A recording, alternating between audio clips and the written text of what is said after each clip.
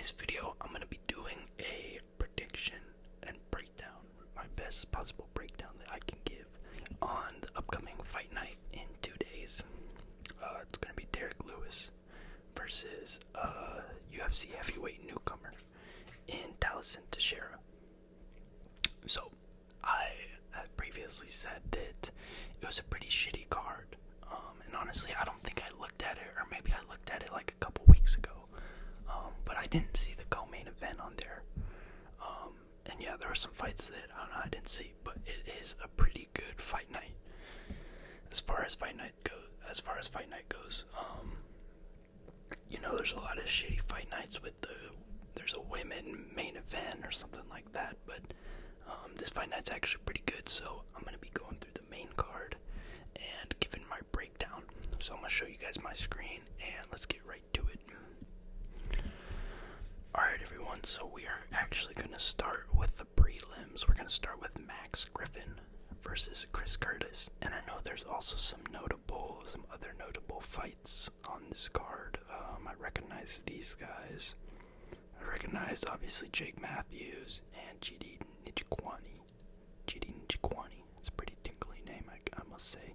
But we're going to start with this because, like I said, I'm just getting back into the UFC. A lot of these fighters I haven't seen fight too many times. But yeah, let's get into it. So yeah, this is a pretty stacked fight night card, honestly. And so Max Griffin versus Chris Curtis, right? So I haven't seen Max Griffin fight too many times. Chris Curtis is a very entertaining fighter. He's like a very inside boxing heavy fighter. He'll just duck and weave and bob his head, and then he'll try to get inside and throw those body hooks, those hooks to the head. He'll try to switch it up on you. So let's look at Max Griffin's recent fights. Okay, guys, his recent fight. So he beat Jeremiah Wells by split decision. So I don't know how close that fight was, guys. But he did beat Jeremiah Wells. Lost to Michael Morales, who's a prospect coming up. He beat Tim Means, lost to Neil Magny, beat Old Man Carlos Condit. So he's a bit of kind of a 500 level fighter. And like I said, I haven't seen him fight too much. And just for that reason, I am going to go with Chris Curtis in this one. No, I don't want to buy tickets. I think, this fight's in Nashville. I thought it was an Apex card for some reason. But Chris Curtis is the favorite. And I just think he'll be able to impose his will on the feet and land some combinations. And I'm going to go with a second round knockout for Chris Curtis. And now we got Junior Tafa versus Tokkos. Tokkos, that's another tingly name. Tokkos. And this fight is pretty close odds-wise. It does have Junior Tafa as the favorite. And so I think this is his first fight at light heavyweight. I think he was fighting at heavyweight before. His brother is Justin Tafa. And honestly, these guys, the Tafa bros, they just don't really impress me a whole lot. I guess they have kind of good striking, but I feel like they're just typical NPC heavyweights, just relying on their power, not a whole lot of technique. So I mean, he lost to Rogerio de Lima, so his only win in the UFC is against Charriere, which I don't know who that is, to be honest, and Parker Porter. And Parker Porter is the definition of an NPC heavyweight, okay? Parker Porter, I don't even know if he's won in the UFC, maybe once, but, so yeah, not a very impressive record, and like I said, the Tafa bros, I think I've watched them fight like one time, and it's just not, there's nothing that ever really catches your eye. Okay, and this guy's 0-2 in the UFC. Alright, so I've not seen Tokkos fight, but this is not an impressive record. So I guess, just going off of that, maybe I have to give it to Junior Tafa in this one. Yeah, I feel like if he goes up against anyone who's closer to the top 15 in light heavyweight, I don't think he's doing well, but we'll see. This is his first fight moving down. So 6'3", 6 foot, very, very almost identical stats, body-wise. So yeah, if he was fighting almost anyone else that had a win in the UFC, I think I would go with them. But he's 0-2 in the UFC. Junior Tafa's coming down, so I'm gonna go with Junior Tafa. Maybe that power from heavyweight will translate down. And yeah. And then now we have Vitor Petrino versus Bilal Muhammad. Oh wait, that's Austin Lane. And honestly, I haven't looked at Vitor Petrino's fights, but I'm just gonna go with him right away because Austin Lane, I mean, this dude, I don't even know how he's in the UFC at this point. He just gets like comically knocked out every single time, especially at heavyweight. I think he was a former out by Greg Hardy on the Contender Series.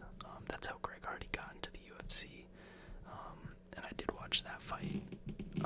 But he was able to probably get some more wins on the regional scene, get signed by the UFC.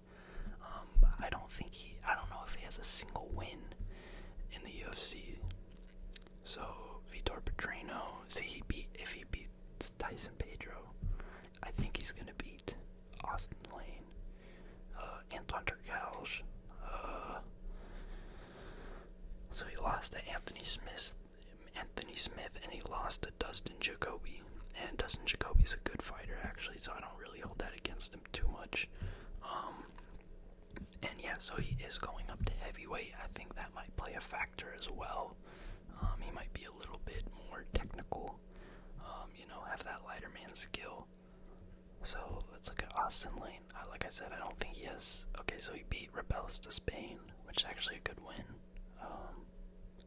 And yeah, I mean, he lost to Tafa. Yeah, so homie's just getting knocked out bad. So yeah, unless we see some crazy improvement from heavyweight Bilal, I don't think he's gonna get this one done. I think Vitor Petrino's gonna come up with more technique from the lighter weight class, and I think he's gonna be able to get it done against Austin Lane. And next we have Nate the Train Landwehr versus Morgan Charriere. I think that's his name. They're both coming off of losses. This is gonna be in the featherweight division. And let's look at this guy right here, because I've seen Nate the Train fight before. I've not seen Morgan. I've not seen this guy fight before. So he's coming off the loss to Nathaniel Wood, and Nathaniel Wood's actually really good. So I don't hold that too much against him. He lost to Chet Mariscal, who, it's actually interesting, this guy who he lost to fought versus Steve Garcia on the regional scene a while back. So he's 2-2 in the UFC. KO. Let's look at how old he is, because I think that plays a big factor in this fight. I don't think it shows how old they are. It's kind of dumb. Oh, it shows it right here. I'm stupid. Here we go. So, no, it doesn't show how old they are. What the fuck? Come on, UFC age plays a big factor, okay? So, he's 2-0 in the UFC, and I just don't have enough information to analyze these fights. Guys, just wait for 3 more months, 3 months to 5 months, and I'm gonna be able to give some solid picks, okay? So he beat something Emers, I don't know who that is. He lost to Dan Ige. Beat David Onama, that's a pretty good win. Forgot this dude's name. Something Klein. It's on the tip of my tongue, but I forgot his name. So he does have some solid wins in the UFC, but it seems like against the top levels of competition, against any ranked fighters, he can't get it done. And I think this guy fought in another promotion, and he was champion in that promotion. So submission, KO. So Nate the Train, I think actually I'm gonna go with Nate the Train on this one. Okay, I know I'm going against the grain here. I know it's probably not the smartest decision, because I think he's a lot older than Morgan Charriere. But I'm going to say that he has that crafty, tough veteran performance, and, you know, he takes a punishment, he takes it into the later rounds, and he starts putting it on Morgan. And yeah, so I'm going to go with Nate Landwehr. Like I said, not the most technical analysis in this video, guys, but just give it a little bit, okay? Because I have not seen this guy fight. When was his first fight in the UFC? Back in 2023. So yeah, I kind of stopped watching the UFC around this time. So yeah, and this is the fight I'm probably least confident in, honestly. But like I said, I just think Nate the Train, I think he's gonna go in there hard-headed. He's gonna be ready to take some punishment. He knows it's not gonna be a pretty fight, and he's gonna drown Morgan Charriere in those deep waters. I'm gonna go by a third round TKO for Nate the Train. And I also like this guy. He's pretty funny, so that's another reason why I'm kind of picking him. And then now we are. Oh, this isn't even the co-main. See, this actually is a solid card. I don't know what I was looking at, but this is a good card. So Steve Garcia versus Calvin Kattar, and he's dropped in the rankings quite a bit over the last couple of years. After that war versus Max Holloway, he hasn't had too much success. I remember he fraud checked Kika Chikadze a little bit, and he had a really good performance in that one. But ever since then, he's lost to Yusuf Zalal, Aljamain Sterling, Arnold Allen, Josh Emmett. I think he was actually robbed in this fight. I watched this fight and I thought 100% Calvin Kattar won this fight. I mean, Josh Emmett, he kind of sort of landed the bigger punches, but I think he was getting pieced up way more. He was taking way more strikes, and he didn't. I don't think he ever really hurt Emmett in this fight. So I would honestly count this as a win. So yeah, and then Arnold Allen, Aljamain Sterling, you know, those aren't bad losses really. And then Yusuf Zalal. So I think that kind of shows that he's not the cream of the crop at featherweight anymore, right? And I haven't watched his last two fights. But Calvin Kattar's style, the way he found success in his previous fights was always just pumping out that jab, 1-2s. You know, he's kind of a volume striker. And yeah, he has really good punches down the pipe. He does have that boxing heavy style, but he's going up against, I don't think this guy's a newcomer, but UFC rising contender Steve Garcia. So let's see, this was his first fight in the UFC. Got knocked out, then he beat the shit out of Chase Hooper. I mean, Chase looked like a little boy out there. He always looks like a little boy, but he looked even more like a little boy in this fight. Steve Garcia was just dogging him. And then, I'm not going to try to say that name. And then he beat Mikozel Acosta, which is actually a really good win. That's a solid win, because Acosta's gotten some decent wins in the featherweight division ever since then. So he's on a 5-fight winning streak right now.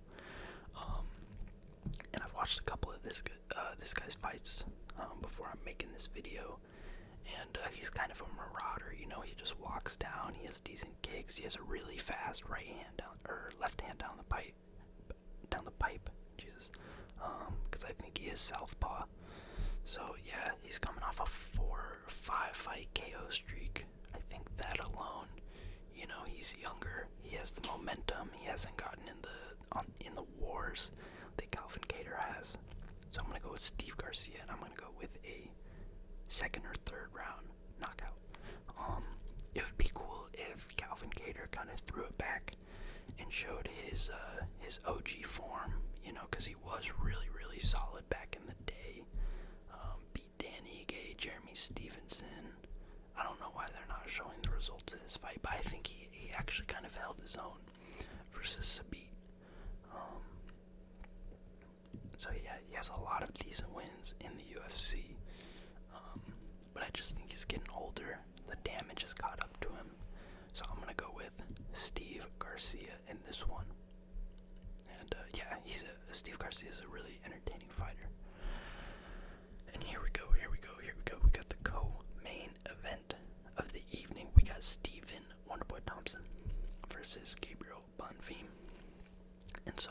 Bonfim, I think he only has one loss, which was to Nicholas Dalby.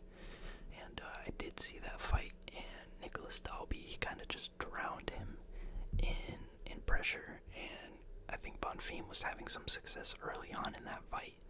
And then Dalby just kind of broke him as the fight went on. He just kind of really put the pace on him and drowned Gabriel Bonfim in that pressure. And so he's going up against a 42-year-old Stephen Thompson, who, let's look at Stephen's recent fight record. So up until recently, I mean, Stephen Thompson was still really holding his own against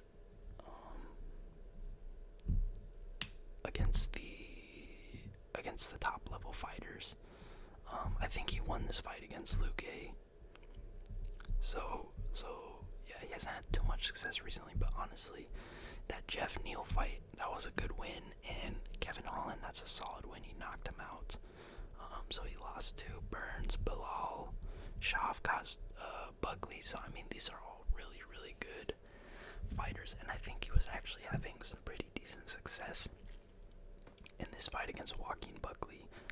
But Buckley was able to catch him with, I think it was like a right hook or a left hook, and knock him out. So Buckley's top 10 right now. He only lost to Usman, so I don't really rate that loss too heavily. Obviously, Shavkat's an animal. I don't think anyone would have picked Thompson to win that fight against Shavkat. But he's going up against, so yeah, I think Stephen Thompson, I think he still kind of has it, because he has that karate style, blitz in, keep distance, blitz in with the 1-2-1, with the kicks and stuff like that. I remember his fight more against Kevin Holland. Now he had a really, really good performance in that fight, but he's going up against a young and hungry Gabriel Bonfim. So I've only watched this dude fight a couple of times. Like I said, I saw his loss against Nicholas Dalby, where he really just got drowned in the pressure and he just couldn't handle it. Kind of wilted, gave up a little bit in that fight, if you will. But he's coming off 2 wins, a decision against Ancalusa and a submission win against Chaos Williams, those are good wins right there. So overall, he's 4-1 in the UFC, 3 submissions. So I mean, I thought this guy was kind of a striker. But I mean, if he's submitting people, I think he's gonna be able to get Stephen Thompson to the ground and work his ground game, because Stephen Thompson, he doesn't have bad takedown defense, but I mean, we've seen him get taken down by Gilbert Burns, Bilal, and I'm not saying Gabriel Bonfim is on their level at all, but I just think you have to look at where they're at in their careers, right? So I'm going to go with Gabriel Bonfim, and I'm going to go actually with the decision. I don't think he's going to be able to finish Stephen Thompson. But yeah, Stephen Thompson, he's just getting a lot older. He's not as fast as he used to be. But I honestly think there's a chance that he might have that crafty, like Nate Landwehr down here, he might have that crafty vet performance. And, use his side kicks, use his blitzing 1-2s, and be able to keep distance. And beat Bonfim by a decision, but logically, realistically, I have to go with Gabriel Bonfim in this fight. So that brings us to the main event of the evening. Okay, so we have Derek, the Black Beast, Lewis, versus Teixeira, and a lot of heavyweights, I feel like, unless they're in like the top 5 or the top 10, a lot of UFC heavyweights are kind of just fatsos a little bit. Like they're just not in shape, and I feel like almost all of them could fight at light heavyweight. But Teixeira is one of those. He kind of looks like a natural heavyweight, right? I mean, he doesn't have a lot of muscle on his frame, but he's a big guy, and he doesn't have those love handles. He doesn't have that big old gut. He doesn't have the man titties like Derek Lewis. So I think this is a real natural heavyweight, and I've seen a couple of his fights on the regional scene. And he's actually really good. He moves around pretty well. He has solid head movement, solid punches, solid kicks. But he's going up against the OG gatekeeper. Derek Lewis holds the #1 most knockouts in the UFC. So really, this matchup is all about, do you think Derek Lewis is going to be able to catch Teixeira? Because if he does, it's another knockout for Derek Lewis. And I think the game plan going up against Derek Lewis, I think what you really got to do is you just got to go in there and you got to execute your game plan. And you got to put the pressure on him, right? Shots to the body, shots to the head, leg kicks. Because I feel like too many guys, when they get in there with Derek Lewis, they kind of try to not get caught. And so they're not really fighting their fight. But I think if you're going up against Derek Lewis, I think you just have to really, let your hands go and not worry about that as much. You have to have faith in yourself. So he beat Nascimento. That's not a bad win. He lost to Jalton Almeida. This was a shitty ass fight. This was a boring fight. Beat Rogerio de Lima. Was on that little 3-fight skid. So yeah, Derek Lewis, he loses to the best quite frequently, but he did knock out Curtis Blades, which a lot of people think was a fluke win, because he was getting kind of dominated in that fight. But I mean, he caught him with that uppercut coming in. So, like I said, Derek Lewis always has that puncher's chance, but I am gonna go with Teixeira, and the reason I'm going with Teixeira is he's the taller fighter.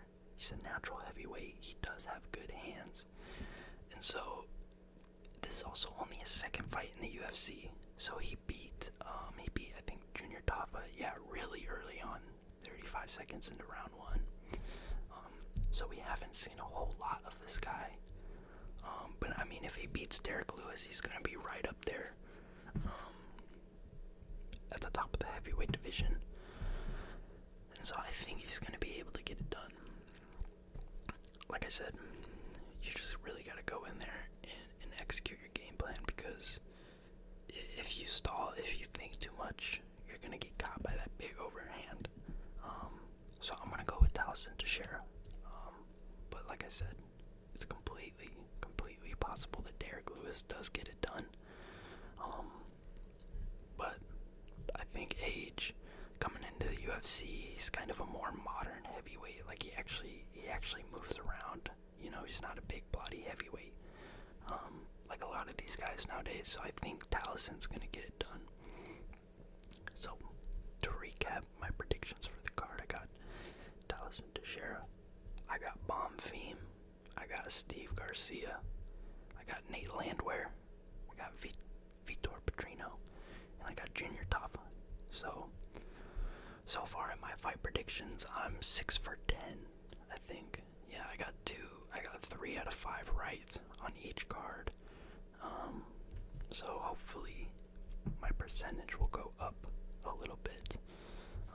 Oh yeah, and I also have Chris Curtis, and there's some good fights too down here. So yeah, this is actually a really good fight night, and I work that day, unfortunately. But I'll rewatch the fights, and I will catch the co-main and the main event for sure.